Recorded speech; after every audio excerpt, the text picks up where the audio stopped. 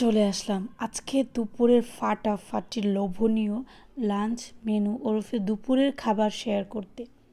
প্রথমেই আছে গরম গরম ধোয়া ওঠা ভাত, তাও আবার গ্রামের দেশি চালের।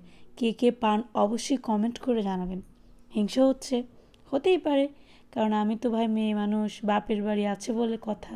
গ্রাম থেকে তো চাল পাঠাবেই, সেই চালের গরম গরম ভাত দিয়ে নিজের হাতে রান্না করা চিংড়ি মাছ দিয়ে পালং শাকের তরকারি, উফ, সাথে আছে বোয়াল মাছের ঝোল, তাও আবার বাপের বাড়ি থেকে পাঠানো গোল আলু দিয়ে। বলেন তো কি করা উচিত আমার? বিয়ে হয়ে গেছে, এখন পর্যন্ত খালি বাপের বাড়ির খাবারই খায়। এরকম ভাগ্য কয়জনের কপালে আছে বলেন? আজকে রান্না করছি বোয়াল মাছ দিয়ে ছোট ছোট গোল আলু দিয়ে মাছের ঝোল। মাছের ঝোলটা যা মজা হয়েছে সেটা একমাত্র আমিই জানি। সুন্দর করে বাটিতে বেড়ে নিলাম।